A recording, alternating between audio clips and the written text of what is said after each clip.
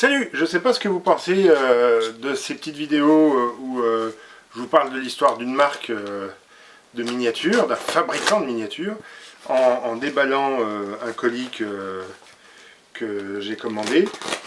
Mais moi ça me fait bien marrer. Alors c'est parti pour un nouveau colis. Si j'arrive à comprendre comment... C'est bien scotché, hein. Il y a plus d'épaisseur de scotch que d'épaisseur de carton, je crois. Il n'arrive pas à l'ouvrir. Le cutter, il est fatigué. Ah ouais, il y a même plusieurs épaisseurs de carton sous plusieurs épaisseurs de scotch, en fait, c'est ça. Et donc, aujourd'hui, je vais vous parler de la marque Rami JMK. Alors, Rami JMK, je vais vous parler de la marque avant de déballer les miniatures, pour une fois. Enfin, je vais vous en parler pendant que je les déballe. Rami JMK, c'est une marque qui a été créée dans les années 60, fin des années 50. Rami JMK, déjà tout le nom il est magnifique. Rami c'était pour rétrospective d'automobile en miniature. JMK c'était les fondateurs. J pour Jarry qui était un chef de chez Cuiralu, donc déjà un fabricant de miniatures. M c'était Henri Malartre, du nom du fondateur du musée à La Roche-Taillée-sur-Saône, donc à 20 km au nord de Lyon. À 20 km au nord de Lyon, je la refais, voilà, désolé. Et enfin, le K, c'était, alors je ne sais pas si on prononce Koch, j'en sais rien. C'était un industriel textile, parce que dans la région lyonnaise, le textile, jusque dans les années 70, c'était un truc extraordinaire. Et cette marque, en fait, quand je dis qu'il y a tout déjà dans le nom, Rami JMK, le fait qu'il y ait M pour Malartre, on sent déjà, Malartre, il a créé son musée, alors vous avez peut-être vu ça si vous suivez mon Instagram, il a créé son musée le jour où, lui c'est un démolisseur, donc il récupérait plein de choses, qu'il démolissait, puis il récupérait les matériaux, et il a récupéré des bagnoles, comme ça, puis il démontait des bagnoles, et puis il récupérait les matériaux, puis il revendait, voilà, il se faisait du fric comme ça. Et un jour, il est tombé en adoration devant un taco. C'est à une époque où les voitures, avant la Première Guerre mondiale, on n'avait rien à fiche, donc c'était des occasions et on les balançait. C'était les prix Malakas de l'époque. Donc, voilà, lui, il a eu envie de la sauver, cette première voiture, et puis ensuite d'en sauver d'autres. Et c'est comme ça qu'il y a quelque chose qui est tombé, je sais pas quoi. J'ai entendu quelque chose tomber. Ah oui, c'est la voiture à laquelle il manque des roues. Tant pis. Bref. Et donc, dans les années 50, il y avait des grandes marques, notamment Dinky Toys avait vraiment lancé la mode du 1,43.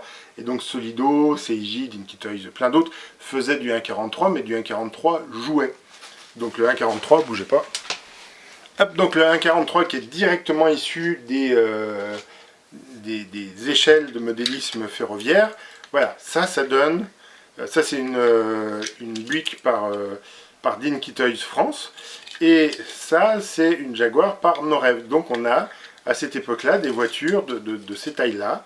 Pour donner une idée, donc ça c'est du 1,43. Après on a Majorette. Alors là je prends une Majorette récente, vous m'en voudrez pas. Mais ça c'est du 1,50, combien ils disent 1,60 pardon, ah oui, donc ça c'est vraiment du Majorette très récent, parce que Majorette faisait plutôt dans le 1,55, 1,50, donc voilà, le 1,60 est pour donner une idée d'une voiture qui est plus grosse dans la réalité, mais qui est faite au 1,64, on arrive à ça, donc ça c'est une Hot Wheels. Et donc à l'époque on faisait du jouet, et justement s'ils ont lancé la rétrospective des automobiles en miniature, c'était bien évidemment l'intérêt de montrer des vieilles voitures, ce qu'on appelle des tacos à l'époque. Donc pareil, sur mon Insta, je vous ai déjà présenté des tacos en plastique qui étaient distribués avec les bouteilles d'huile Billard. Et donc, eux, ils se sont dit, on va plutôt faire de la collection que du jouet. Donc plutôt des tacos, des vieux véhicules d'époque, que des populaires ou des sportives au moment enfin, d'actualité, au moment où le jouet était fait. Et ils ont fabriqué une quarantaine de modèles. En gros allant de 1880 aux années 30. Le premier modèle qu'ils ont fabriqué, c'est ça. Donc ça, vous connaissez certainement sous l'appellation Taxi de la Marne. C'est une Renault AG1, si je ne dis pas de bêtises, ou AX1. C'est l'inconvénient de faire de tête et de ne pas avoir vraiment préparé. Donc ça c'est le modèle que j'ai récupéré dans un carton de genre, le mec qui vendait ça, c'était posé par terre dans la poussière, et ouais vas-y t'en prends, je sais plus combien je les ai payés, mais du coup ça devait m'en faire 5 pour 3 euros, quelque chose comme ça. Elle n'est pas en parfait état, il lui manque notamment là les lanternes et là l'avertisseur sonore. Il lui manque aussi le paravent, mais en fait ça n'a jamais été sur les ramis, ils les ont pas fait ça. Et ce qui est marrant, c'est qu'ils se sont vraiment inspirés, ce modèle-là, vous le trouvez au musée Malartre, donc ils sont vraiment inspirés du modèle Malartre. Ben en fait non, parce que c'est pas la bonne couleur, et ce qui est aussi dommage pour des choses qui ont été faites comme ça à la main et qui étaient à destination de collectionneurs, c'est qu'il n'y a pas eu des finitions, parce que les Renault à l'époque avaient des dorures là, sur les capots qu'on retrouve pas. Voilà, quand je dis que ça c'est la toute première Rami JMK qui a été fabriquée, c'est pas exactement vrai, dans le sens où c'est le premier modèle qu'ils ont fabriqué, sa première référence, mais ça c'est déjà la 2e ou 3e évolution. Ce qu'on voit c'est parce que c'est pas la même, ce sont pas les mêmes roues, et puis c'est pas le même volant. Les premiers volants étaient en métal, les jantes étaient déjà en plastique, mais beaucoup plus larges. Ce qui est marrant, c'est que ce modèle-là va avoir d'autres évolutions, comme la plupart des modèles Rami, parce qu'ils vont être aussi vendus à l'étranger avec des accords, notamment avec la marque Zeiss en Allemagne, et donc la dernière génération les dernières générations qui sont reprises par Zeiss en fait sont pas peintes pareil, parce que le rouge est déjà un bordeaux plus réel, et puis il vient là hop sur le côté de la portière comme en vrai, mais du coup avec des roues Zeiss plus grosses que celle-ci. Mais ça c'est le premier modèle. Je finis l'histoire de la marque, tant qu'à faire. Dans les années 60, Solido, Norev, enfin les grands industriels du secteur vont commencer à s'intéresser à la collection. Les pionniers, on a appelé ça après, ce qu'on appelait les tacos au départ, et ce qu'on appelle l'âge d'or dans les années 60, commencent à intéresser de plus en plus de monde. Donc ils vont se lancer eux aussi dans des collections, et le petit artisan avec 3 usines, une qui fait le moule, une qui fait la fonderie, la peinture qui se fait dans le Jura à la main dans des familles, des monteurs individuels, ça c'est mort. Donc à la fin des années 60, la marque disparaît.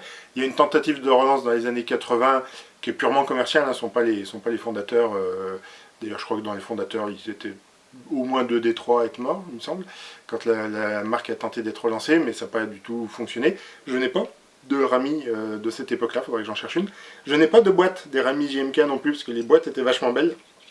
Donc il faudrait que j'essaie de m'en trouver une. Mais pour donner une idée, ce modèle-là, en bon état, il cote moins de 10 euros. Là, je l'ai eu pour moins de 5 euros, mais avec une boîte, c'est 30-40 euros, quoi.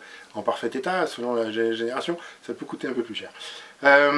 Et puis évidemment, il y a une très intéressante amicale qui fait vivre encore l'histoire de la marque et qui refabrique, mais là il refabrique des miniatures commémoratives, c'est pas pour les vendre dans le commerce.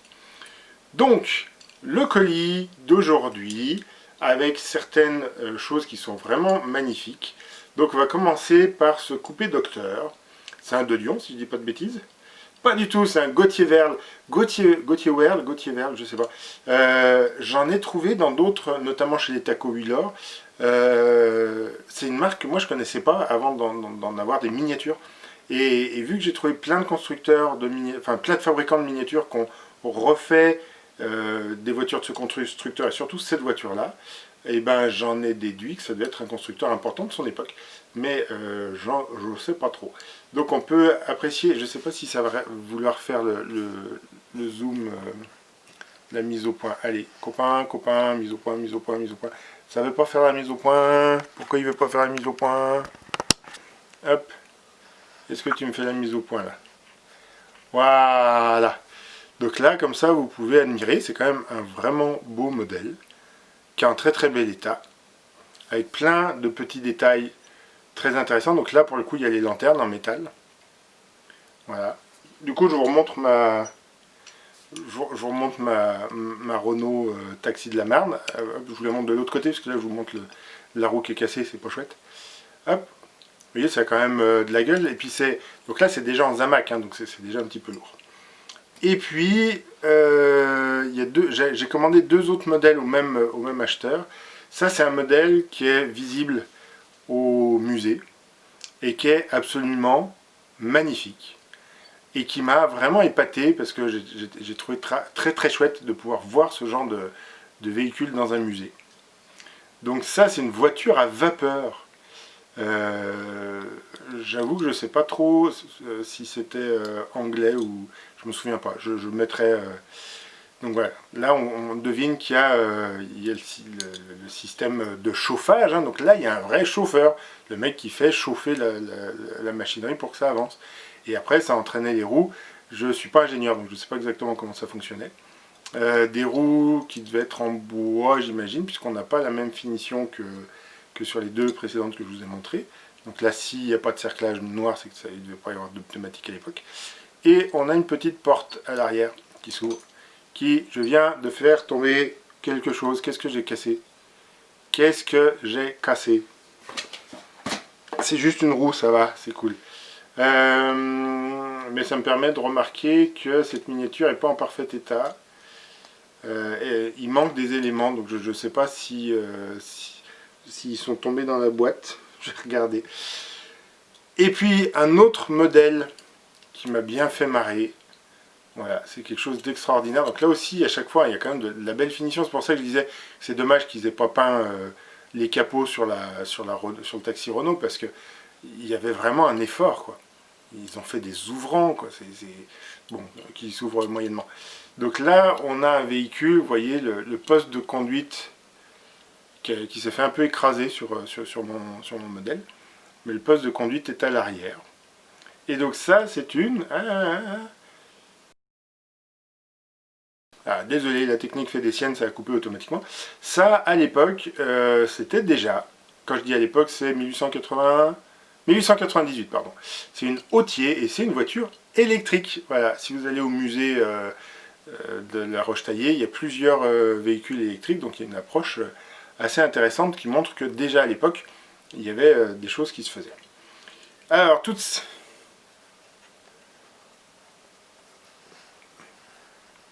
Hop. C'est vachement beau la technologie, tout faire à la main. Mais au moins je peux faire ce que je veux à la main. Donc ces trois véhicules, je les ai commandés par eBay.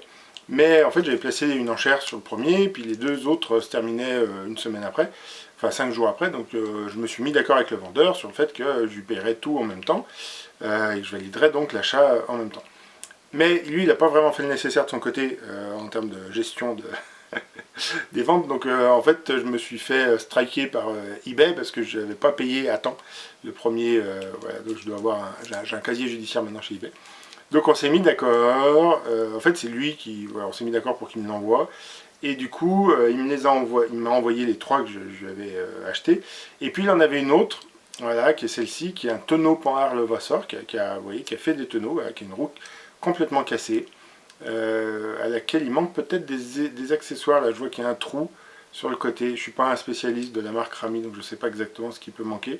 Là, il y a, il y a un bout de scotch pour avoir au moins un des barreaux manquants sur la première roue. Donc ça, c'est un tonneau Panhard Levasseur.